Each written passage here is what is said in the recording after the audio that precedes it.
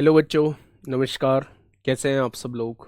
उम्मीद करता हूं कि आप सब लोग अच्छे होंगे, बेहतरीन होंगे, लाजवाब होंगे, एकदम बिंदास होंगे और साथ ही बहुत अच्छे से आप लोग अपनी पढ़ाई को कर रहे होंगे। तो एक बार सभी मेरे प्यारे दोस्त बताएंगे कैसे हैं भाई आप सब लोग, कैसी चल रही है आप लोगों की पढ़ाई? एकदम बढ़िया, इसे रख देना। एकदम बढ़िया चल रही होगी, एकदम बिंदास चल रही होगी दोस्त। बहुत बेहतरीन तरीके से आप लोग अपनी पढ़ाई, नहीं नहीं, इधर, बहुत बढ़िया तरीके से आप लोग अपनी पढ़ाई को कर रहे होंगे। तो दोस्त, मतलब सुबह आज 28 भी नहीं हो पाई थी। उसका कारण था कि मतलब माइग्रेन हो रखा है और कल रात से दिक्कत हो रखी है। कल रात 12 बजे से दिक्कत हो रखी है और ठीक से प्रॉपर मतलब सोने की कोशिश कर रहा हूँ, वो सो भी नहीं पा रहा हूँ। और आज सुबह 3 बजे से जो है वो बहुत भारी समस्या हो रखी है। मतलब आप यकीन करो कि 2 टैबलेट जो मतलब सुबह शाम लेनी थी वो मैंने बैक टू बैक 3 घंटे के अंतराल पे ले ली, लेकिन मेरे भाई कुछ नहीं हुआ, है ना। अभी क्लासेस हैं, बैक टू बैक क्लासेस हैं और क्लासेस छोड़ने के पीछे मतलब मुझे जो डर लगता है वो उन चीज़ों से डर लगता है कि बच्चा कुछ भी गलत ना सोच जाए। एक बार को तबीयत को देख लें पर बच्चा कुछ भी गलत ना सोच जाए। सब कुछ ठीक था पर एक कमेंट ने सुबह बहुत परेशान किया, सुबह बहुत परेशान किया। ठीक है, प्यारे दोस्त, बस मैं आपसे यही कहूँगा कि जीवन में किसी के साथ भी दिक्कतें हो सकती हैं, तो थोड़ा सा हम लोगों को समझने वाला नेचर आप लोगों अपना रखना चाहिए कि सामने वाला हो सकता है पता नहीं किस परेशानी में हो। ठीक है, खैर, हाँ। मेंसुरेशन 2D हम लोगों का चल रहा है। आज हम लोगों की 3rd क्लास है। बहुत सारे बच्चों का ये कहना है कि मेंसुरेशन 2D जो है वो हम लोगों को समझ में थोड़ा सा कम आ रहा है।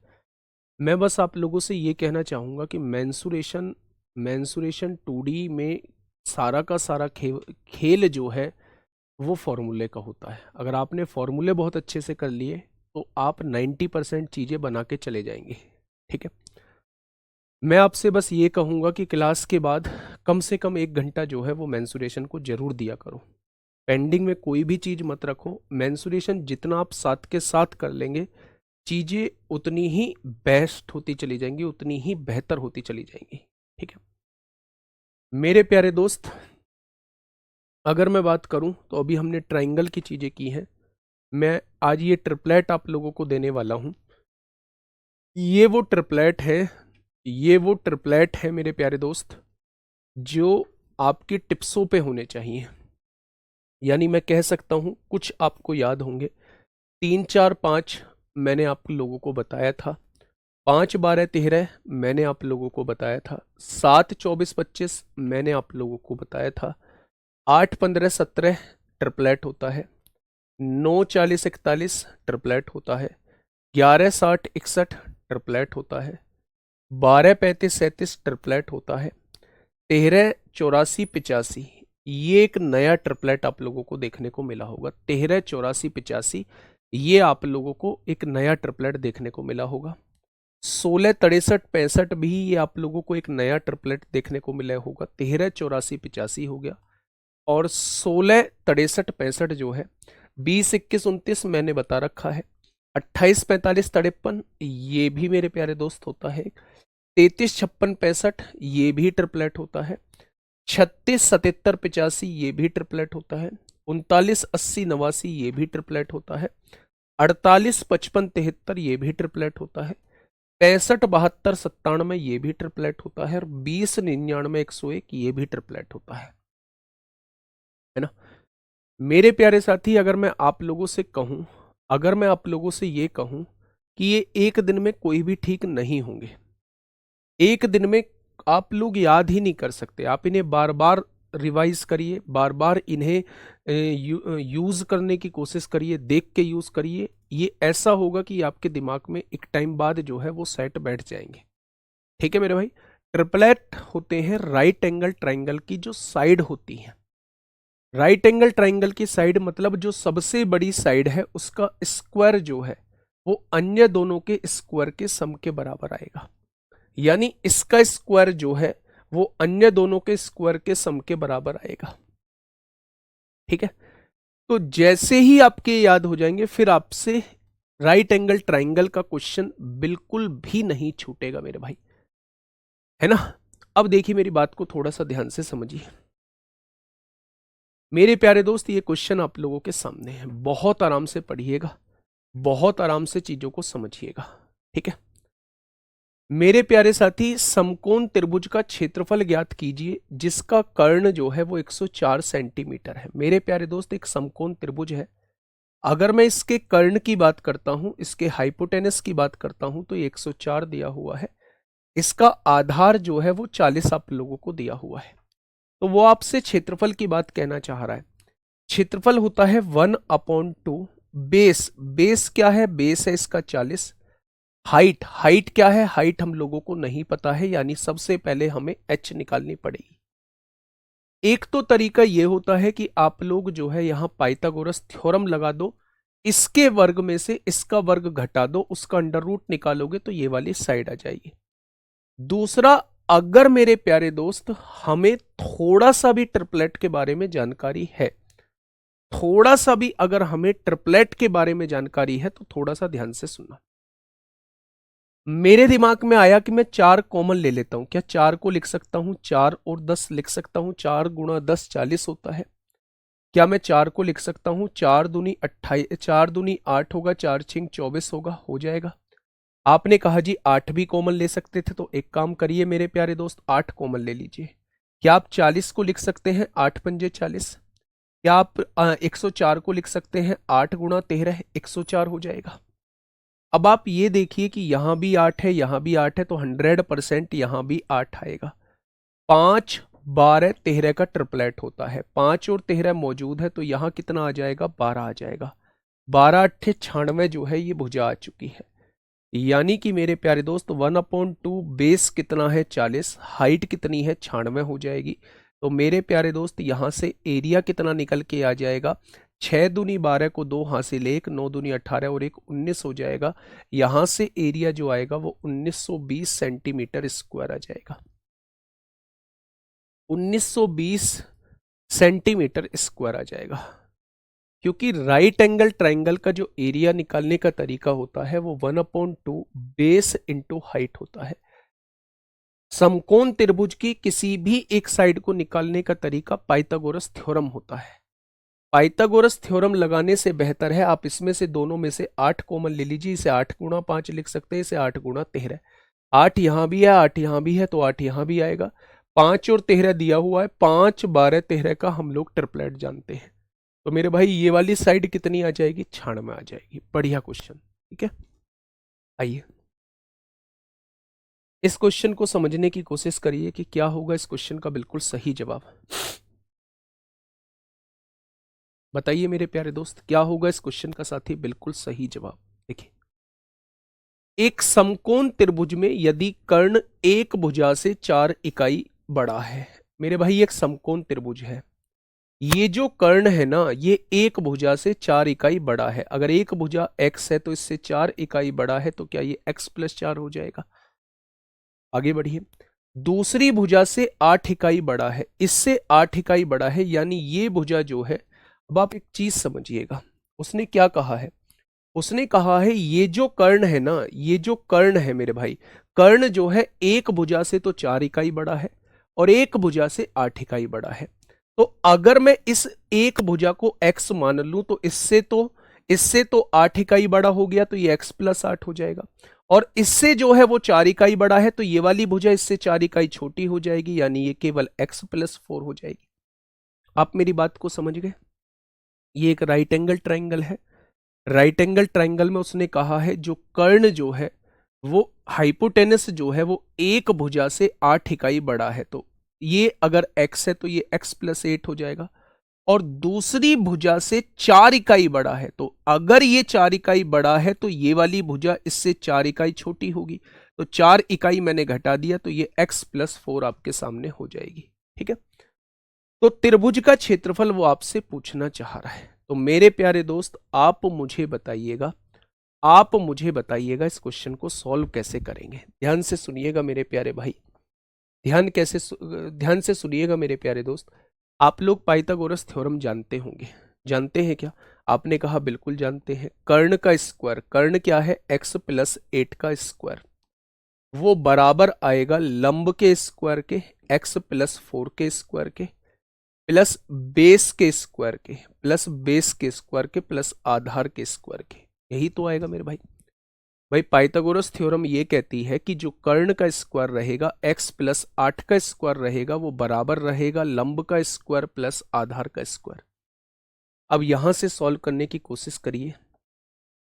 ए square plus B square plus 2ab हो गया इसका फॉर्मूला, बराबर A square plus B square plus 2ab हो गया। और यहां क्या है मेरे प्यारे दोस्त, यहां क्या है, यहां एक्स स्क्वायर आप लोगों को दिया हुआ है क्या? अच्छा यहां से देखेंगे एक्स स्क्वायर से एक्स स्क्वायर कट जाएगा। अब इसको इधर लेके आइए, एक्स स्क्वायर 8x, ये माइनस का 16x, 8x में से 16x जाएगा, माइनस का 8x बचेगा, और 16 में से 64 जाएगा, माइनस का 48 बचेगा। क्या ये आ चुका है? मैं आपसे ये कहने की कोशिश कर रहा हूं कि अब इसके फैक्टराइजेशन कर लीजिए, यानी कि क्वाड्रेटिक इक्वेशन आपके सामने बन चुकी। मुझे मेरे प्यारे दोस्त ये समझाने की कोशिश कीजिए कि मैं 8 को इस तरीके से मुझे तोड़ना है कि जोड़ के तो 8 आ जाए और मेरे भाई मल्टीप्लाई करके 48 आ जाए। तो आप कहेंगे 8 को अगर तोड़ना है तो -12 और +4 में तोड़ लो। -12 और 4 -8 आएगा, और जब दोनों की मल्टीप्लाई करेंगे तो 48 आ जाएगा। अगर मैं इनकी वैल्यू को चेंज कर दो तो x की वैल्यू 12 आ जाएगी और x की वैल्यू -4 आ जाएगी। साइन चेंज कर दीजिए, माइनस में साइड ले नहीं सकते, x की वैल्यू 12 आ चुकी है, ये 12 आ जाएगी, ये 16 आ जाएगी, और ये मेरे प्यारे दोस्त 20 आ जाएगा। कोई दिक्कत? तो आपने कहा जी कोई दिक्कत नहीं है, बस लगा दीजिए एरिया का फॉर्मूला 1/2 बेस कितना है 12 है, इंटू हाइट कितनी है, हाइट 16 है, तो आंसर कितना हो जाएगा मेरे प्यारे दोस्त, 96 इकाई स्क्वायर हो जाएगा। कितना हो जाएगा? 96 स्क्वायर इकाई हो जाएगा। क्या इस बात में किसी को कोई दिक्कत है? क्या इस बात में किसी को कोई दिक्कत है? बहुत आसान सा क्वेश्चन था मेरे प्यारे दोस्त, ध्यान से समझना है ना, घबराना नहीं है इस क्वेश्चन में। मेरे पास एक राइट एंगल ट्राइंगल दिया हुआ था, उसने कहा है जो कर्ण जो है वो किसी एक भुजा से 8 यूनिट ज्यादा है, तो मैंने एक भुजा को x मान लिया तो इससे 8 यूनिट ज्यादा हो गया। दूसरी भुजा से 4 यूनिट ज्यादा है, अगर ये वाली भुजा दूसरी भुजा से 4 यूनिट ज्यादा है तो ये वाली भुजा इससे 4 यूनिट कम होगी, तो जब मैं इसमें से 4 घटाऊंगा तो ये आएगा। अब मुझे x की वैल्यू नहीं पता है, तो मेरे प्यारे भाई मैं यहां पाइथागोरस थ्योरम लगा देता हूं। पाइथागोरस थ्योरम ये कहती है कि कर्ण का स्क्वायर जो होता है वो बराबर होता है लंब के स्क्वायर के प्लस आधार के स्क्वायर के। ठीक है, a प्लस बी का होल स्क्वायर खोल दिया, a प्लस बी का होल स्क्वायर खोल दिया, इसको लिख दिया एक्स स्क्वायर से एक्स स्क्वायर कट गया। जब इनके फैक्टर करें तो एक वैल्यू 12 आई, एक वैल्यू -4 आई। -4 हम लोग नहीं लेंगे, हम एक वैल्यू को 12 लेंगे मेरे प्यारे दोस्त। 12 ले लिया, 12 ये हो चुकी है एक्स की वैल्यू, 12 और 4 16 और 12 और 8 20 हो जाएगी। अब उसने कहा इसका एरिया बताइए, तो 1/2 बेस इंटू हाइट, आंसर हो जाएगा 96। आंसर हो जाएगा मेरे भाई 96। ठीक है, क्या ये मेरी बात समझ में आई? बहुत बढ़िया। अब इसका हिट एंड ट्रायल मेथड समझिएगा। हिट एंड ट्रायल मेथड, इस अप्रोच को थोड़ा सा निगाहें, हिट एंड ट्रायल अप्रोच ये तब आएगी जब थोड़ा सा हम लोगों की जो है वो ट्रिपलेट पे थोड़ी सी पकड़ होगी। ध्यान से सुनिए मेरे प्यारे दोस्त, ये आपको एक राइट एंगल ट्राइंगल दिया हुआ था, ये आपको राइट एंगल ट्राइंगल दिया हुआ था। अब ध्यान से सुनना, उसने कहा है कर्ण जो है, ये वाली भुजा जो है इससे 8 सेंटीमीटर ज्यादा है। अगर ये x है तो ये x प्लस 8 हो जाएगी। दूसरी वाली भुजा से 4 यूनिट ज्यादा है, तो इससे 4 यूनिट ज्यादा है, तो ये वाली भुजा इससे 4 यूनिट कम रहेगी, x प्लस 4 हो जाएगी। आप एक चीज देखिए, जब भी दोनों का डिफरेंस बराबर हो, यहां और यहां में डिफरेंस कितने का है? 4 है। यहां और यहां में डिफरेंस कितने का है? 4 है मेरे भाई। जब भी ये डिफरेंस बराबर हो तो मेरे प्यारे दोस्त आप लोग जो है एक ट्रिपलेट याद रखिए, 3 4 5 रख लिया। अब चार चार का डिफरेंस है, चार डिफरेंस बनाने के लिए चार की गुणा यहां कर दीजिए, जितने का डिफरेंस हो उतने की गुणा कर दीजिए। तो एक भुजा 12 आ जाएगी, एक भुजा 16 आ जाएगी और एक भुजा 20 आ जाएगी। सबसे छोटी भुजा 12 होगी, उससे बड़ी भुजा 16 होगी, उससे बड़ी भुजा 20 हो जाएगी। हो गया ना चार चार का डिफरेंस? हो गया ना चार चार का डिफरेंस? तो आपने कहा जी बिल्कुल हो गया। बस लगा दो area 1/2 base into height. Base दिया है 12 और हाइट दी है 16, तो आंसर कितना आएगा? 96 इकाई स्क्वायर आपके सामने क्वेश्चन का जवाब आ जाएगा। ठीक है, ठीक है, आगे बढ़ जाए। बहुत बढ़िया, बहुत शानदार, आइएगा।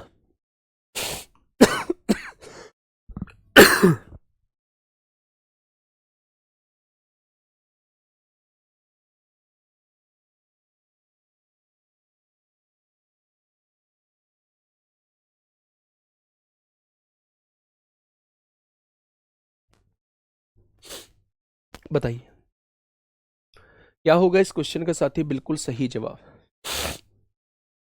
जब डिफरेंस बराबर होता है तो ये हर किसी में लग जाएगी। जब डिफरेंस बराबर होता है तो ये हर किसी में लग जाएगी। 3 4 5 में उतने की गुणा कर दीजिए जितना डिफरेंस दे रखा है। अगर 5 का डिफरेंस होता तो मेरे भाई 5 का डिफरेंस जो है वो 3 4 5 में 5 की गुणा कर दीजिए। 6 का डिफरेंस होता तो उसमें 6 की गुणा कर दीजिए, क्योंकि 3 4 5 में बेसिकली 1 का डिफरेंस होता है दोनों जगह। तो डिफरेंस को बराबर करने के लिए हम उतने की गुणा कर देते हैं। ठीक है, एक समकोण त्रिभुज में जिसकी भुजा 5 12 13 सेंटीमीटर है।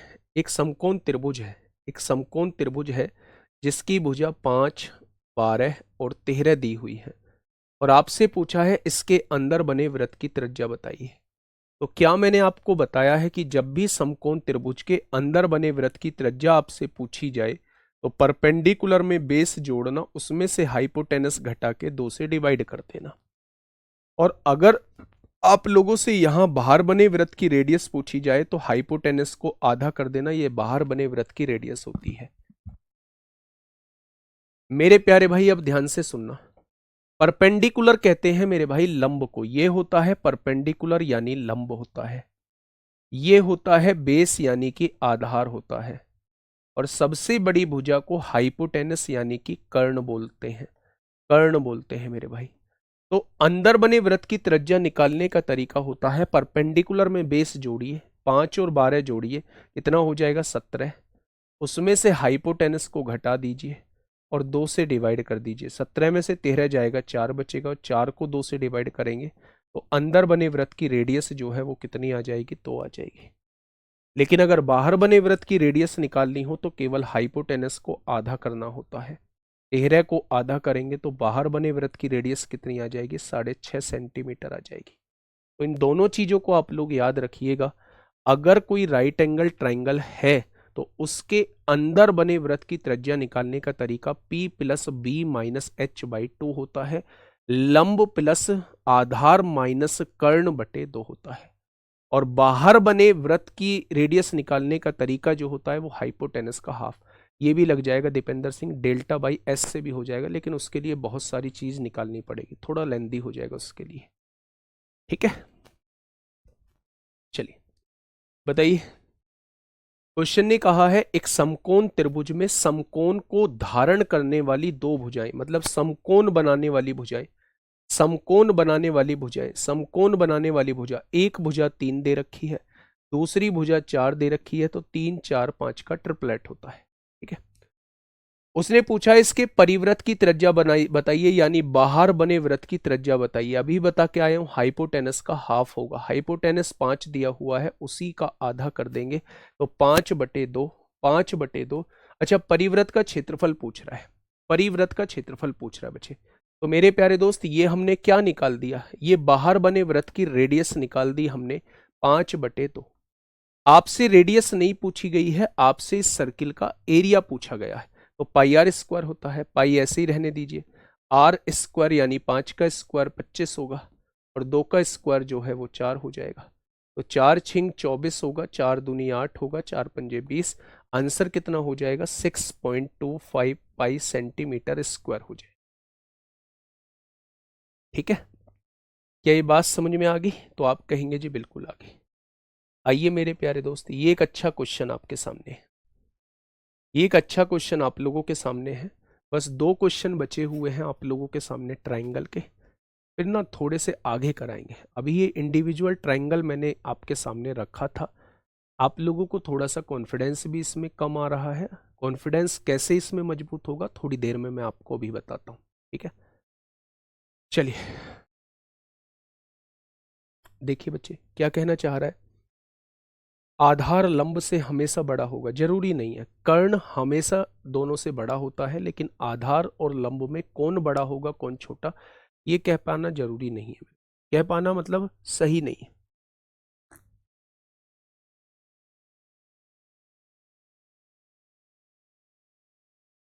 बताइए, आराम से पढ़िए भाई क्वेश्चन,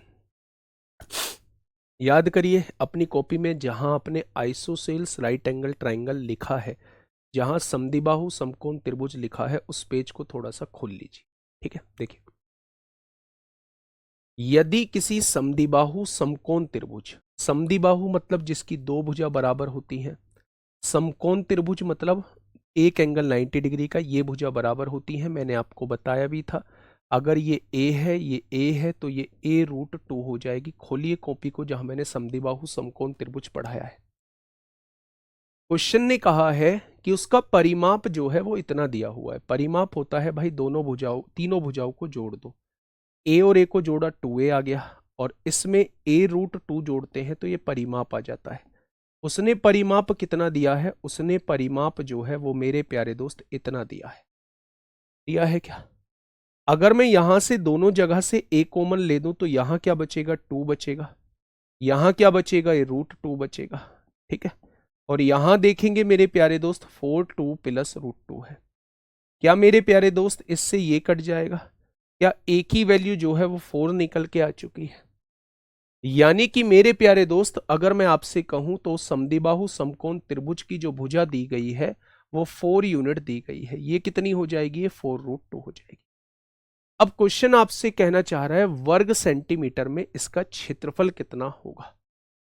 वर्ग सेंटीमीटर में इसका क्षेत्रफल कितना होगा? तो 1/2 बेस इंटू हाइट। बेस कितना है? 4 है। हाइट कितनी है? वो भी 4 है। यानी इसका एरिया कितना हो जाएगा? 8 सेंटीमीटर स्क्वायर हो जाएगा। कितना हो जाएगा मेरे प्यारे दोस्त? 8 सेंटीमीटर स्क्वायर हो जाएगा, ठीक है। नेक्स्ट क्वेश्चन फटाफट बताइए।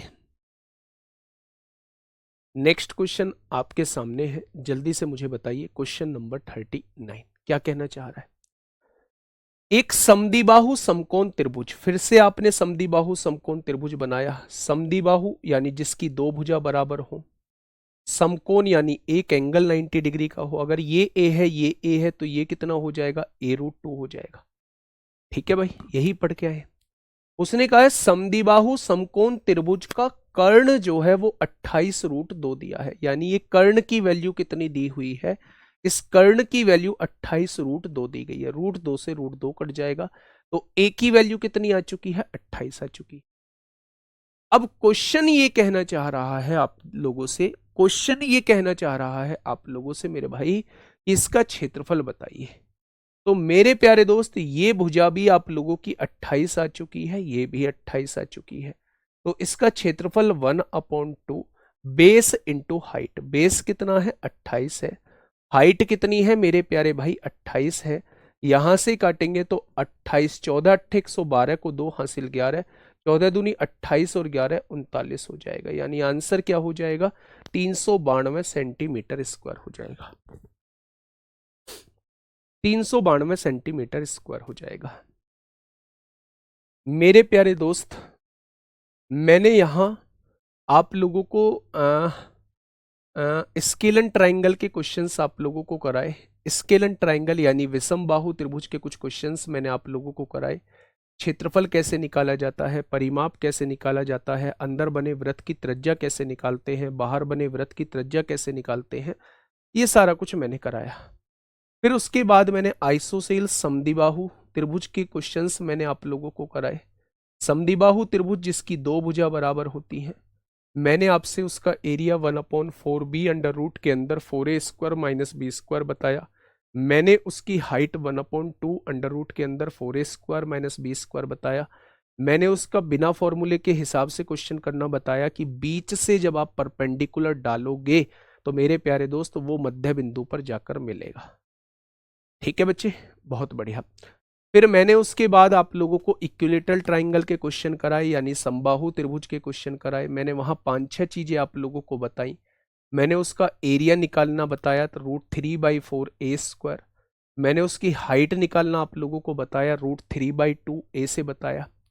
मैंने आप लोगों को उसका परिमाप 3a निकालना बताया। फिर मैंने अंदर किसी पॉइंट से तीनों साइड पर परपेंडिकुलर डाले गए हैं, उनकी लेंथ दी गई है, तो साइड निकालने का तरीका 2/√3। ब्रैकेट के अंदर P1 plus P2 plus P3 बताया। मैंने अंदर बने वृत्त की रेडियस R/a/2√3 से बताया। मैंने बाहर बने रेडियस a/√3 का बताया। मैंने दोनों का रेशो 1/2 बताया। ठीक है मेरे प्यारे दोस्त, उसके बाद हमने आइसोसेल्स राइट एंगल ट्राइंगल के क्वेश्चन भी किए। आइसोसेल्स राइट एंगल ट्राइंगल के क्वेश्चन किए, समद्विबाहु समकोण त्रिभुज के भी क्वेश्चन हम लोगों ने किए। इसके बाद जो है हम लोगों ने मेरे भाई इसके बाद राइट एंगल ट्राइंगल के भी क्वेश्चन किए, समकोण त्रिभुज के भी क्वेश्चन किए। मतलब 39 से 40 क्वेश्चन हम इन पांचों टाइप के ट्राइंगल के कर चुके हैं। क्या मेरे भाई बस यही क्वेश्चन बनते हैं? बिल्कुल नहीं बनते। ये तो अभी इंडिविजुअल थे, अभी मिक्स भी आएंगे। मिक्स कैसे आएंगे मेरे प्यारे दोस्त? तो पहले हम आयत पढ़ेंगे, आयत से कैसे ट्राइंगल के क्वेश्चन बनते हैं उनको आगे जानेंगे। ठीक है, तो हेडिंग बनाइएगा आयत यानी रेक्टेंगल। हेडिंग बनाइएगा आयत यानी रेक्टेंगल मेरे भाई, आयत यानी रेक्टेंगल। जितनी ज्यादा प्रैक्टिस कर लेंगे ट्राइंगल के अंदर, उतनी ही चीजें जो है वो आपके पास आती चली जाएंगी, उतना ही कॉन्सेप्ट आप लोगों का मजबूत होता चला जाएगा। क्या होता है जी आयत? बताइए क्या होता है आयत के बारे में मुझे बताइए बच्चे। आयत, आयत क्या होता है मेरे भाई? बहुत कुछ हो सकता है, सब कुछ हो सकता है ना? सब कुछ हो सकता है। बहुत अच्छा कर जाओगे, 2 महीने तो बहुत होते हैं, 3 महीने तक कहिए। 3 महीने अभी आपके पास है, 2 महीने नहीं 3 महीने बोलिए।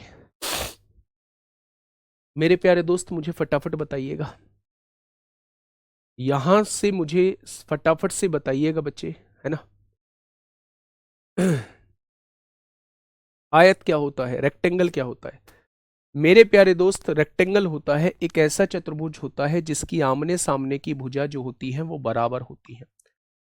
रेक्टेंगल एक ऐसा चतुर्भुज होता है जिसकी आमने सामने की भुजा बराबर होती है। ये L है, तो ये क्या है, ये हमने B मान ली है, तो ये भी क्या हो जाएगी, ये भी L हो जाएगी। ये भुजा इसके बराबर होती है और ये भुजा इसके बराबर होती है।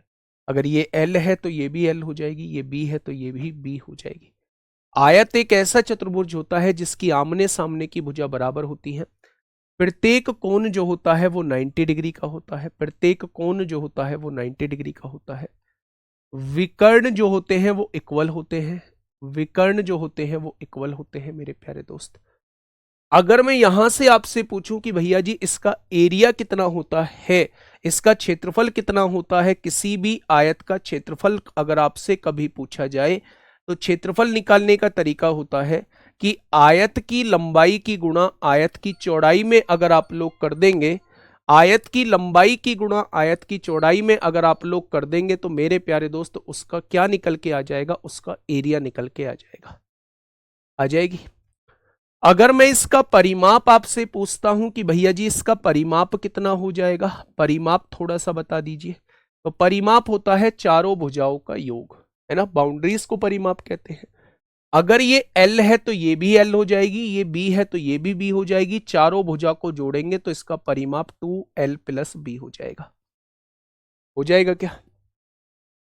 अगर मेरे प्यारे दोस्त इसका विकर्ण की लंबाई कभी हम लोगों को निकालनी हो, भाई साहब किसी भी आयत के विकर्ण की लंबाई हम लोगों को निकालनी हो तो पाइथागोरस थ्योरम लगाइए, यानी कि अंडर रूट के अंदर अगर आप L² प्लस B² कर देंगे अंडर रूट के अंदर तो ये इसके विकर्ण की लंबाई आ जाएगी, ये इसके विकर्ण की लंबाई आ जाएगी। मेरे साथ बोलेंगे आयत एक ऐसा चतुर्भुज होता है जिसकी आमने सामने की भुजा जो होती है वो बराबर होती है।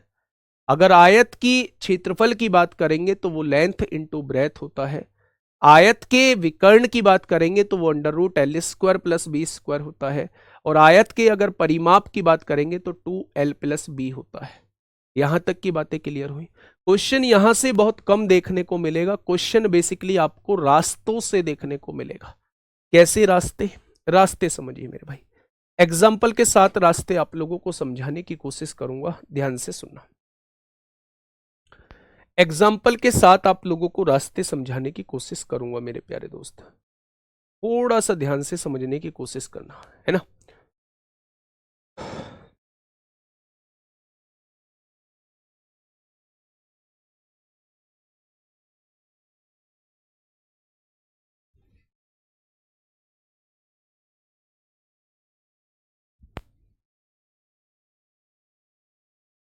ये लाइन टेढ़ी जरूर हुई होंगी, लेकिन सारे के सारे रास्ते जो हैं हम लोगों के यहां कवर हो जाएंगे। थोड़ा सा ध्यान से सुनना मेरे भाई, थोड़ा सा ध्यान से सुनना। देखिए मेरी बात को सुनिए, है ना मेरे प्यारे दोस्त। क्वेश्चन ने आपसे ये कहा कि आपके सामने जो है वो एक रेक्टेंगल दिया हुआ है। क्वेश्चन ने आपसे ये कहा कि आपके सामने एक रेक्टेंगल दिया हुआ है, रास्ता नंबर 1 है। पहले टाइप के रास्ते का क्वेश्चन कैसा बनता है, ध्यान से सुनना मेरे प्यारे दोस्त। अगर उसने ये कह दिया कि एक मैदान है जिसकी लंबाई जो है वो 40 मीटर आप लोगों को दी गई है, इस मैदान की चौड़ाई जो है वो 25 मीटर आप लोगों को दी गई है। कितने मीटर? 25 मीटर आप लोगों को दी गई है। वो पहला ये कह सकता है आप लोगों से कि एक रास्ता है जो लंबाई के समानांतर है, एक रास्ता है जो लंबाई के पैरेलल है, एक रास्ता है जो लंबाई के पैरेलल है, और उस रास्ते की चौड़ाई जो है उसने 4 मीटर दी हुई है। तो वो यहां से कैसे कैसे क्वेश्चन पूछ सकता है, अब आप वो चीज ध्यान से सुनना मेरे प्यारे दोस्त। अगर मैं आपसे कहूं, वो आपसे कह सकता है भैया जी रास्ते का क्षेत्रफल कितना होगा। सबसे पहला क्वेश्चन, इन्हें प्यार से समझ लीजिए, धीरे धीरे समझ लीजिए मेरे भाई। रास्ते का क्षेत्रफल कितना होगा? रास्ते से अलग जो शेष भाग बचा है, शेष भाग बचा है उसका क्षेत्रफल कितना होगा? रास्ते से अलग जो शेष भाग बचा है उसका क्षेत्रफल कितना होगा, वो आपसे ये पूछ सकता है। ठीक है, ध्यान से सुनना। अब आप एक बार फील कीजिए थोड़ा सा, वो आपसे क्या पूछना चाह रहा है, वो रास्ते का क्षेत्रफल, यानी वो इसका क्षेत्रफल आप लोगों से पूछना चाह रहा है। यही तो रास्ता है। क्या ये एक आयत के रूप में आप लोगों को नजर आ रहा है? तो आपने कहा जी बिल्कुल नजर आ रहा है। इसकी लंबाई कितनी है? इस रास्ते की लंबाई यहां से शुरू होती है, यहां पे खत्म होती है, यानी क्या मैदान की लंबाई के बराबर है? जितना बड़ा मैदान था उतना ही बड़ा रास्ता है, यानी इस रास्ते की लंबाई जो हो जाएगी वो मैदान की लंबाई के बराबर हो जाएगी। यानी जब कोई रास्ता इस लंबाई के समानांतर बना हो तो उस रास्ते की लंबाई जो होती है वो मैदान की लंबाई के बराबर होती है। और रास्ते की चौड़ाई कितनी दी हुई है? 4 दी हुई है। लंबाई की गुणा चौड़ाई में करोगे तो इस रास्ते का क्षेत्रफल कितना आ जाएगा? इस रास्ते का क्षेत्रफल 160 मीटर स्क्वायर आ जाएगा। कितना आ जाएगा? तो आप कहेंगे 160 मीटर स्क्वायर आ जाएगा। ठीक है मेरे भाई, रास्ते की लंबाई कितनी हो जाएगी? यहां से यहां तक जो मैदान की लंबाई होगी वही रास्ते की लंबाई हो जाएगी, और लंबाई में चौड़ाई की गुणा करोगे तो ये मैदान का क्षेत्रफल आपके सामने निकल के आ जाएगा। ठीक है, नीचे उसने दिया हुआ है शेष भाग का क्षेत्रफल क्या होगा, यानी जो ये बचा हुआ पार्ट है इसका क्षेत्रफल क्या हो जाएगा मेरे भाई। अब आपने कहा जी बचे हुए भाग का कैसे क्षेत्रफल, कौन से भाग की बात कर रहे हो? तो मैंने कहा मैं इस भाग की बात कर रहा हूं, इसका क्षेत्रफल कितना आ जाएगा। आपने कहा जी हमारी बात सुनो ध्यान से। मैंने कहा क्या? आपने कहा जी आप पूरे मैदान का क्षेत्रफल निकालो। मैंने कहा जी पूरे मैदान का क्षेत्रफल कैसे निकलेगा? तो आपने कहा लंबाई गुणा चौड़ाई। पूरे मैदान की लंबाई 40 है, पूरे मैदान की चौड़ाई 25 है, लंबाई की गुणा चौड़ाई में करेंगे तो पूरे मैदान का क्षेत्रफल 1000 मीटर स्क्वायर आ जाएगा। अगर इस पूरे मैदान के क्षेत्रफल में से मैं रास्ते का क्षेत्रफल घटा दूं, इस पार्ट को हटा दूं तो शेष भाग का क्षेत्रफल आ जाएगा। रास्ते का क्षेत्रफल घटा दिया, 160 मैंने घटा दिया, तो मेरे भाई शेष भाग का क्षेत्रफल कितना आ जाएगा, 840 मीटर स्क्वायर आ जाएगा। ये दोनों बातें समझ में आई या नहीं? अगर ये दोनों बातें समझ में आ गई हैं तो एक बार थम्सअप करेंगे, एक बार थम्सअप करेंगे मेरे प्यारे दोस्त। सर जी 25 का क्या हुआ? 25 से क्या लेना देना है आपको? जिस पार्ट की चीजें पूछी हैं उस पर ध्यान दो बस। पूरा मैदान का पूछेगा तब मुझे 25 का यूज लेना है। क्या करना है 25 का? ठीक है, ये बात समझ में आ गई क्या? तो आपने कहा जी ये बात समझ में आ गई, है ना? बहुत बढ़िया, बहुत शानदार, बहुत शानदार। आगे बढ़े थोड़ा सा। ये होता है रास्ता नंबर 1। रास्ता नंबर 1, जब रास्ता लंबाई के समानांतर हो, रास्ता लंबाई के पैरेलल यानी समानांतर हो, समांतर हो, समांतर हो, समानांतर हो, ये मेरे भाई पहले टाइप का रास्ता है ना? अब देखना दूसरे टाइप का रास्ता आप खुद करेंगे। रास्ता नंबर 2, रास्ता नंबर 2, आपसे कहा गया एक मैदान है, आपने कहा जी ठीक है एक मैदान हो गया, ये है एक मैदान। अब अगर मैदान की लंबाई की बात मैं करता हूं तो मैदान की लंबाई जो है वो आपको 40 मीटर दी हुई है, दे दी क्या? मैदान की चौड़ाई जो है वो 25 मीटर आप लोगों को दी हुई है। कितनी दी हुई है? 25 मीटर आप लोगों को दी हुई है। कोई परेशानी? आपने कहा कोई परेशानी नहीं। अगर मैं आपसे ये कहूं कि एक रास्ता चौड़ाई के समानांतर है, यानी चौड़ाई ये है इसी के पैरेलल है, उस रास्ते की चौड़ाई जो है वो 4 मीटर आप लोगों को दी हुई है। यहां से फिर से उसने 2 क्वेश्चन पूछ लिए। पहला क्वेश्चन रास्ते का क्षेत्रफल, पहला क्वेश्चन रास्ते का क्षेत्रफल, और दूसरा क्वेश्चन शेष भाग का क्षेत्रफल। अच्छा, ये जो पीछे का क्वेश्चन आपने शेष भाग का क्षेत्रफल निकाला है, इसे आप लोग एक तरीके से डायरेक्टली भी कर सकते हैं। देखिए, आपको लंबाई लेनी है 40, ये 4 मीटर चौड़ा रास्ता छोड़ना है, पूरी 25 थी, 4 मीटर चौड़ा रास्ता छोड़ना है, 25 में से 4 गया तो 21 मीटर आप चौड़ाई भी लेके कर सकते हैं। लंबाई कितनी है मेरे भाई? लंबाई है 40, चौड़ाई 25 में से 4 नहीं लेनी है, 21 लेनी है, तब भी आपका शेष भाग का क्षेत्रफल 840 आ जाएगा। तब भी आपका शेष भाग का क्षेत्रफल 840 हो जाएगा। क्या किया मैंने? लंबाई मैंने 40 ले ली, 4 मीटर चौड़ा मुझे रास्ता नहीं लेना है, टोटल 25 में से 4 नहीं लेना है, तो मुझे 21 लेना पड़ेगी चौड़ाई। 25 में से 4 जाएगी तो 21 बचेगी। लंबाई गुणा चौड़ाई, ये शेष भाग का क्षेत्रफल निकल के आ जाएगा। ठीक है, अब यहां ये मैंने आपसे पूछा भैया जी रास्ते का क्षेत्रफल बताइए, आपने इसको अंडरलाइन किया कि भैया आप इसी का क्षेत्रफल पूछना चाह रहे हो। मैंने कहा हाँ इसी का क्षेत्रफल पूछना चाह रहा हूं। आपने कहा ये रास्ते की लंबाई है, क्या ये इस 25 के बराबर है? ये रास्ते की लंबाई है, क्या ये इस 25 के बराबर है? यानी कि रास्ते की लंबाई जो है वो 25 हो जाएगी। रास्ते की चौड़ाई कितनी दी हुई है? 4 दी हुई है, तो रास्ते का क्षेत्रफल कितना हो जाएगा? 100 मीटर स्क्वायर हो जाएगा। कितने बच्चों का जवाब जो है वो 100 मीटर स्क्वायर आ चुका है? तो आपने कहा जी हमारा आ गया, बहुत बढ़िया। अब मुझे निकालना है शेष भाग का क्षेत्रफल। मैदान की लंबाई पूरी 40 थी, मुझे इस 40 में से 4 को काउंट नहीं करना है, मुझे इस 40 में से 4 को काउंट नहीं करना है। 40 में से 4 गया तो क्या मुझे लंबाई 36 को काउंट करना है? चौड़ाई 25 की 25 रहने वाली है, 25 छिक्का 150 को 0 हासिल 15, 25 तिया 75 और 15 कितना हो जाएगा? 900 हो जाएगा। ठीक है मेरे भाई, तो ये 2 रास्ते मैंने बताए।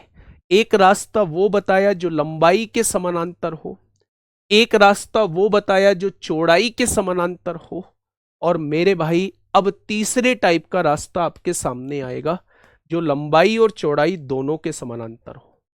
ये तीसरे टाइप का रास्ता आएगा कि भाई साहब ये आपके सामने एक आयत है, एक रास्ता जो लंबाई के समानांतर भी बना हुआ है, एक रास्ता जो चौड़ाई के समानांतर भी बना हुआ है। आप मुझे बताइए इन रास्तों का क्षेत्रफल क्या होगा? ठीक है, लंबाई कितनी दी हुई है 40 मीटर, चौड़ाई कितनी दी हुई है 25 मीटर, रास्ते की चौड़ाई 4 मीटर, ये चौड़ाई 4 मीटर। अब कैसे निकालेंगे? मैंने दो भाग आपसे पूछे, मैंने दो क्वेश्चन आपसे पूछे कि जब दो रास्ते लंबाई और चौड़ाई दोनों के समानांतर हों और एक दूसरे को समकोण पर काटते हों तो रास्तों का क्षेत्रफल क्या होगा।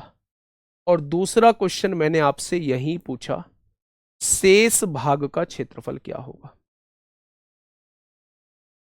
शेष भाग का क्षेत्रफल क्या होगा। ये दो क्वेश्चन मैं आपसे पूछना चाह रहा हूं, बताइए, फटाफट मुझे बताइएगा, जल्दी से फटाफट मुझे बताइएगा, सोच समझ के बताइए। देखिए मैं समझाता हूं, आज समझने के बाद फिर कभी दिक्कत नहीं आएगी, ठीक है। मेरे प्यारे दोस्त, मैंने कहा रास्तों का क्षेत्रफल, आपने कहा रास्ते बने हुए हैं दो, मैं पहले इसका क्षेत्रफल निकाल रहा हूं, इस वाले रास्ते का। इस रास्ते की लंबाई कितनी है 40 है, इस रास्ते की चौड़ाई कितनी है 4 है, तो इस रास्ते का क्षेत्रफल कितना आ जाएगा 160 मीटर स्क्वायर आ जाएगा। क्या इस वाले रास्ते का क्षेत्रफल आपने निकाल दिया? तो आपने कहा जी बिल्कुल निकाल दिया। अब मुझे निकालना है मेरे प्यारे दोस्त इस वाले रास्ते का क्षेत्रफल। किस वाले का?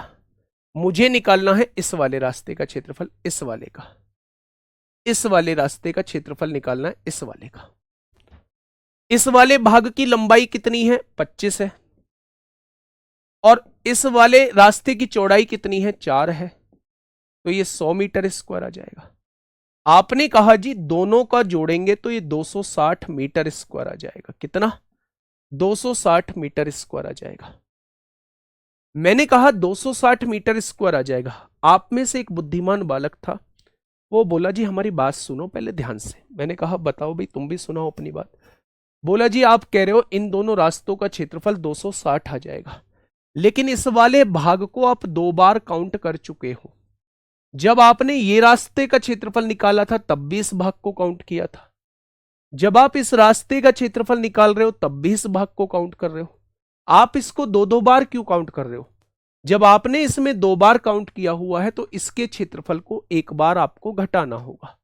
मैंने कहा इसका क्षेत्रफल कैसे निकालेंगे? इसकी लंबाई कितनी है 4 है, इसकी चौड़ाई कितनी है ये भी 4 है, तो इसका क्षेत्रफल कितना आ जाएगा कॉमन पार्ट का? लंबाई गुणा चौड़ाई। क्या 16 मीटर स्क्वायर को हमने 2 बार जोड़ दिया था? अगर 16 मीटर स्क्वायर को हमने 2 बार जोड़ दिया था, 1 बार घटा दो, यानी रास्तों का क्षेत्रफल कितना आ जाएगा 244 मीटर स्क्वायर आ जाएगा। क्या रास्तों का क्षेत्रफल 244 मीटर स्क्वायर आ जाएगा? तो आपने कहा जी बिल्कुल आ जाएगा। मैं ये कह रहा हूं कि ऐसा कुछ करने की आपको आवश्यकता ही नहीं है। फिर कैसे करें जी? जब भी आपके सामने रास्ते की लंबाई के समानांतर एक रास्ता बना हो, मैदान की लंबाई के समानांतर एक रास्ता बना हो, मैदान की चौड़ाई के समानांतर एक रास्ता बना हो, तो रास्ते का क्षेत्रफल हम लोग डायरेक्टली निकाल सकते हैं।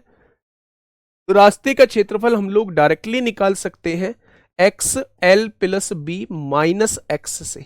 ये एक डायरेक्टली फॉर्मूला होता है।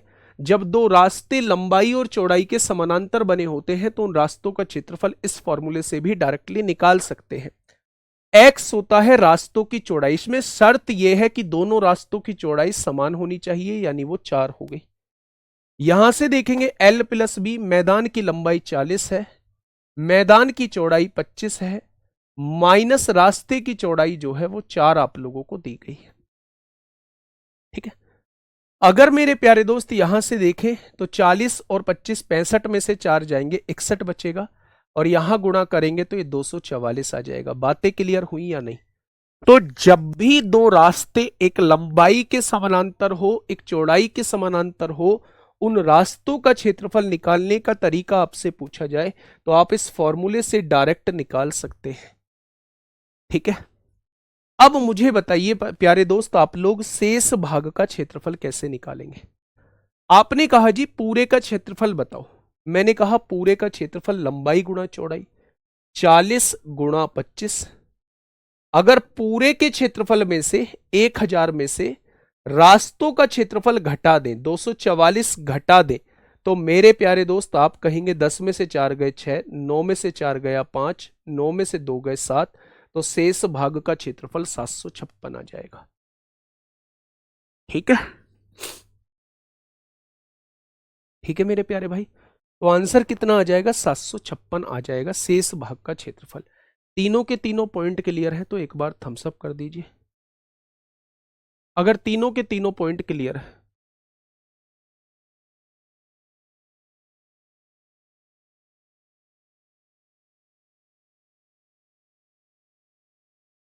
बेटा समांतर ही देगा रास्ते।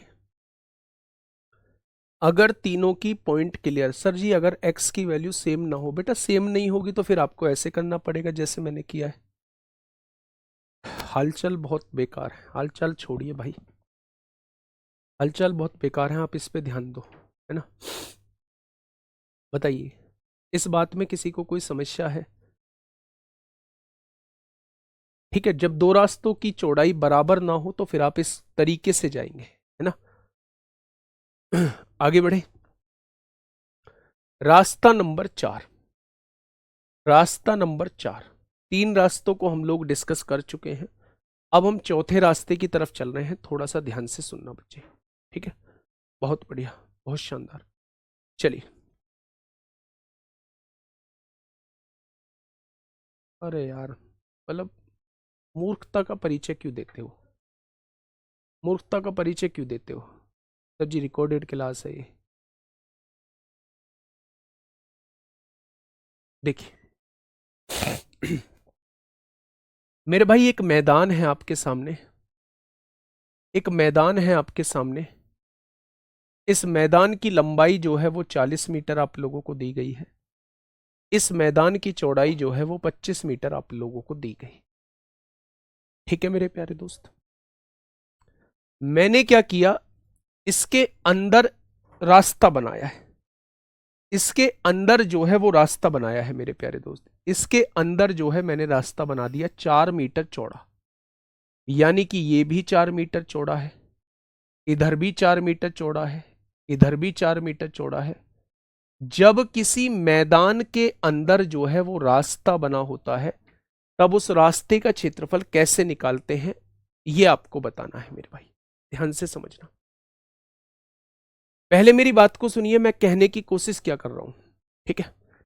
मैं ये कहने की कोशिश कर रहा हूं कि अगर बड़े वाले रेक्टेंगल के एरिया में से अगर अंदर वाले का एरिया घटा दोगे तो क्या आपके पास रास्तों का क्षेत्रफल आ जाएगा? ये जो रास्ता बना हुआ था इसका क्षेत्रफल आ जाएगा।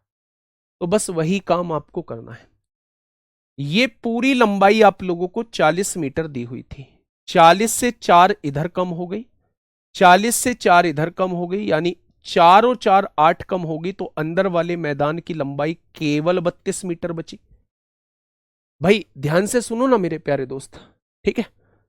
ये पूरी की पूरी यहां से यहां तक 40 मीटर की लंबाई दी हुई थी, 4 मीटर इधर कम हो गई, रास्ता हो गया, 4 मीटर इधर कम हो गई, 8 मीटर कम होगी, तो अंदर वाले मैदान की लंबाई 32 मीटर रहेगी। ये पूरी चौड़ाई 25 मीटर दी हुई थी, 4 मीटर ये कम होगी, 4 मीटर ये, 8 मीटर कम होगी, तो इसकी चौड़ाई केवल 17 मीटर रह गई। ठीक है, अगर बाहर वाले का एरिया निकालूंगा तो लंबाई गुणा चौड़ाई, ये बाहर वाले का एरिया आ जाएगा, और उसमें से अंदर वाले का एरिया अगर मैं घटा दूंगा तो रास्ते का क्षेत्रफल आपके सामने आ जाएगा, रास्ते का एरिया आपके सामने आ जाएगा।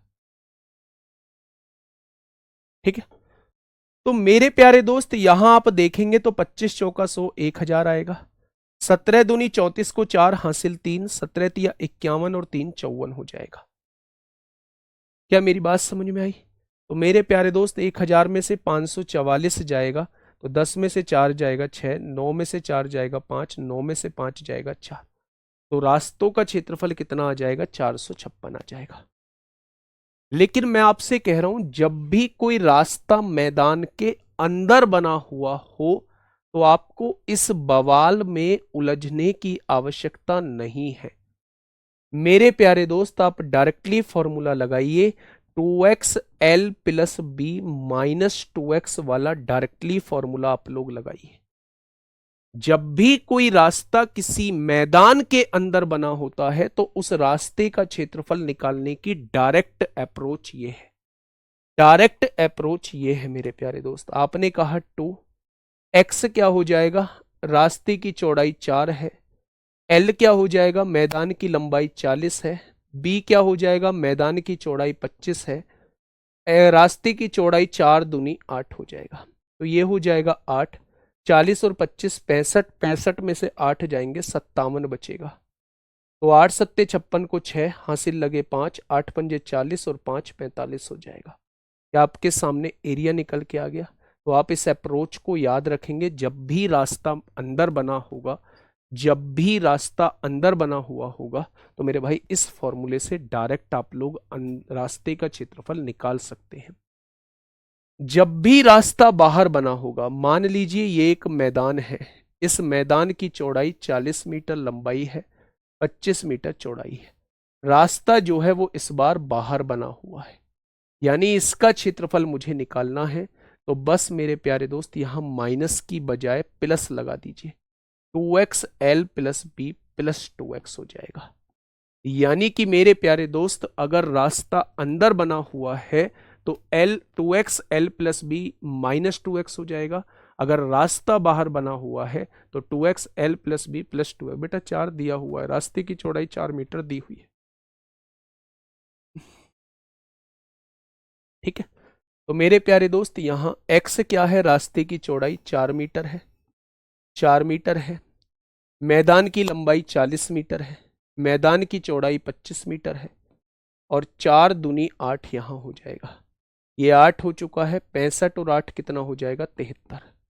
8 तिया 24 को 4 हासिल लगे 2, 8 सत्ते 56 और 2, 8 सत्ते 56 और 2 कितना हो जाएगा, 58 हो जाएगा। कितने बच्चों का जवाब 584 आ चुका है, ठीक है, बहुत बढ़िया, ठीक है। ये बात समझ में आ गई। 8 तिया 24 को 4 हासिल 2, 8 सत्ते 56, 2 58 हो जाएगा। क्या इस बात में किसी को कोई दिक्कत समस्या है? बोलिए। 2 नहीं लगाया था इसमें सर, आपने 2 लगा दिया है, ऐसा क्यों? बेटा फॉर्मूला है, आप कह रहे हो जी फॉर्मूला हमारे याद नहीं रहेगा, तो मेथड से कर डालो बिना कुछ क्वेश्चन किए, ठीक है, ठीक है मेरे भाई। यहां मैंने डायरेक्ट बता दिया, पांचों टाइप के फॉर्मूले, पांचों टाइप के रास्ते समझ में आ गए, पांचों टाइप के रास्ते समझ में आ गए।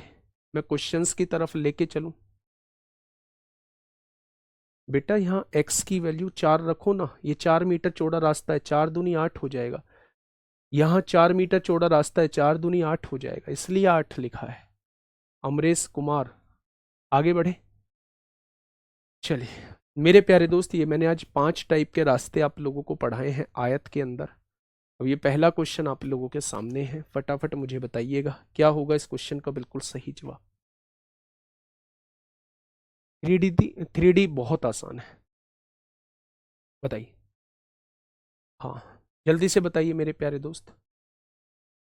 मैदान के बाहर रास्ता होता है तो प्लस आ जाता है, मैदान के अंदर रास्ता होता है तो माइनस आ जाता है, ठीक है। नहीं, एक आयताकार भूखंड की लंबाई और चौड़ाई का अनुपात दिया है। लंबाई कितनी दी है, 5a दी है, चौड़ाई कितनी दी है, 3a दी गई है, ठीक है। परिमाप जो है इतना है, परिमाप कितना होता है, 2, लंबाई प्लस चौड़ाई कितना हो जाएगा, 8 हो जाएगा, और उसने परिमाप दिया कितना है, 480। भाई परिमाप जो होता है वो 2l प्लस बी होता है। l कितना है, 5a प्लस 3a 8 हो जाएगा। 8 दूनी 16 से काटेंगे कितनी बार कट जाएगा, a की वैल्यू 30 निकल के आ चुकी है। कितनी निकल के आ चुकी है, a की वैल्यू 30 निकल के आ चुकी है, ठीक है। अगर a की वैल्यू 30 निकल के आ चुकी है तो लंबाई और चौड़ाई के बीच अंतर क्या है, यानी वो दोनों के बीच डिफरेंस, वो 2a की वैल्यू पूछना चाह रहा है। अगर a की वैल्यू 30 है तो 2a की वैल्यू कितनी हो जाएगी, तो आप कहेंगे 60 हो जाएगी। कितनी हो जाएगी, तो आप कहेंगे 60 हो जाएगी, ठीक है। चलिए नेक्स्ट क्वेश्चन, नेक्स्ट क्वेश्चन आपके सामने है, फटाफट बताइए। देखिए क्या कहना चाह रहा है, एक आयताकार मैदान की लंबाई उसकी चौड़ाई की 4 गुनी है। चौड़ाई की 4 गुनी है। चौड़ाई अगर 1 है तो लंबाई कितनी हो जाएगी? 4 गुनी 4 हो जाएगी। तो क्या मैं ये मान सकता हूं दोनों को? अब क्वेश्चन ने कहा है उनके मैदान का परिमाप। परिमाप होता है 2, लंबाई प्लस चौड़ाई दोनों को जोड़ेंगे 5 हो जाएगा। और उसने परिमाप कितना दिया है? 200 दिया है। 5 दूनी 10 से एक 0 कट जाएगी तो ए की वैल्यू 20 आ चुकी है। तो मैदान की लंबाई बताइए 20 चौक 80 हो जाएगी। आसान सा क्वेश्चन आपके सामने था। नेक्स्ट क्वेश्चन बताइए। नेक्स्ट क्वेश्चन, एक आयत की लंबाई और चौड़ाई का अनुपात परिमाप 68 है। परिमाप 2, लंबाई और चौड़ाई का योग 12 और 5 17 ए हो जाएगा। ठीक है। और उसने परिमाप कितना दिया है? 68 दिया है। 17 दूनी 34 से कितनी बार कटेगा? 2 बार कटेगा। ए की वैल्यू 2 आ जाएगी। अगर ए की वैल्यू 2 है तो 12 की वैल्यू 24 हो जाएगी। ए की वैल्यू 2 है तो 5 की वैल्यू 10 हो जाएगी। कोई दिक्कत नहीं है। अब क्वेश्चन ने पूछा इसके विकर्ण की लंबाई क्या होगी? विकर्ण की लंबाई मतलब L square plus B square. L square मतलब 24 का स्क्वायर 576 होगा, प्लस बी स्क्वायर यानी 10 का स्क्वायर 100 होगा। 576 और 100 676 हो जाएंगे। और 676 का वर्गमूल कितना हो जाएगा? 26 हो जाएगा। तो इसके विकर्ण की लंबाई कितनी हो जाएगी? इसके विकर्ण की लंबाई मेरे प्यारे दोस्त 26 हो जाएगी। कितनी हो जाएगी? 26 हो जाएगी। नेक्स्ट क्वेश्चन पे आइए। बिल्कुल ऐसा ही क्वेश्चन है।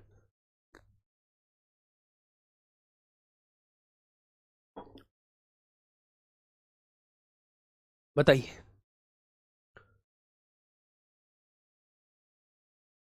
क्वेश्चन नंबर 43 आपके सामने है। जल्दी से मुझे बताइए क्या होगा इस क्वेश्चन का बिल्कुल सही जवाब। देखिए, एक आयत की दो असमान भुजाओं की लंबाई। ठीक है मेरे प्यारे दोस्त, भुजाओं का अनुपात, पहली भुजा 3a दे रखी है, दूसरी भुजा 4a दे रखी है। परिमाप जो है वो 42 है। 2l प्लस बी दोनों को जोड़ेंगे तो 7a आएगा।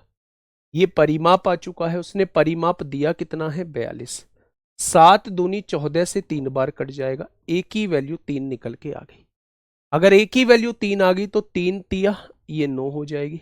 ए की वैल्यू 3 आ गई तो 4 तिया 12 हो जाएगी। कोई दिक्कत नहीं है। अब उसने विकर्ण की लंबाई पूछी है। अंडर रूट के अंदर एल स्क्वायर 9 का स्क्वायर 81, 12 का स्क्वायर 144 हो जाएगा। तो मेरे प्यारे दोस्त 81 और 144 225 हो जाएगा। और 225 का वर्गमूल कितना हो जाएगा? 15 हो जाएगा। कितना हो जाएगा? 15 हो जाएगा। एक डायरेक्टली फंडा भी होता है इसका। जैसे ये 3 4 है, एक भुजा 3 4 है, तो इसका कर्ण जो है वो 5 हो जाएगा। हो जाएगा। और ये जो कर्ण होता है यही विकर्ण होता है। तो मेरे प्यारे दोस्त अगर एक की वैल्यू 3 आई है तो ये 9 हो जाएगी, ये 12 हो जाएगी, ये 15 हो जाएगी। डायरेक्ट आप 15 भी लिख सकते हैं। ऐसे ही पिछले क्वेश्चन में आइए।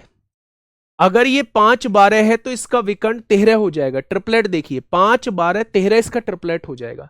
अगर एक की वैल्यू 26 आई थी, अगर एक की वैल्यू 26, एक की वैल्यू कितनी आई थी मेरे प्यारे दोस्त? 2 आई थी। तो 12 की वैल्यू 24, 5 की वैल्यू 10, तो 13 की वैल्यू डायरेक्ट 26 आ जाती। ये डायरेक्ट आ जाता आपके सामने। दो साइड का रेशो दिया है तो तीसरी साइड कर्ण हमेशा उसका विकर्ण यानी डायगोनल होता है। 5 12 13 इसका हमेशा डायगोनल होगा। अगर ए की वैल्यू 2 है तो 13 ए की वैल्यू 26 हो जाएगी। ठीक ऐसे ही 3 4 5 इसका विकर्ण होगा। अगर ए की वैल्यू जो है वो कितनी आई है? 3, तो 5 की वैल्यू 15 डायरेक्ट इसका विकर्ण आ जाएगा। ठीक है। नेक्स्ट, ये रहा मेरे प्यारे दोस्त आपके सामने नेक्स्ट क्वेश्चन। क्या कह रहा है? एक आयताकार भूखंड का क्षेत्रफल इतना है। यदि भूखंड की लंबाई 12 है, भूखंड की चौड़ाई मुझे नहीं पता है, लंबाई की गुणा चौड़ाई में करूंगा तो ये इसका क्षेत्रफल निकल के आ जाएगा। ठीक है। तो आपने कहा 12 तिया 36 होगा, कितना बचेगा? 7, 12 छिंग 72 होगा, 12 चौक 48। तो ब्रेथ कितनी आ जाएगी? 3.64। ये तो कुछ क्वेश्चन नहीं था। चलिए, तो मेरे प्यारे दोस्त ये क्वेश्चन आपके सामने होमवर्क है। कल यहीं से हम लोग जो है वो क्लास की शुरुआत करेंगे। तबीयत थोड़ी सी खराब है, नहीं तो मैं क्लास तो 1.5 घंटे पौने 2 घंटे के लेने के मूड में। इस बार जैसे ही बेहतर होऊंगा तो आपकी क्लास क्या फिर बढ़ाने की कोशिश करेंगे। ओके, टाटा बाय बाय दोस्त, ध्यान रखिए अपना, मेहनत करिएगा। 28 आज नहीं हुई थी, जैसे ही थोड़ा सा सही सुकून मिलता है, रिलैक्स होता हूँ, वैसे ही 28 आपके सामने लेके आ रहा हूँ। ठीक है दोस्त, धन्यवाद।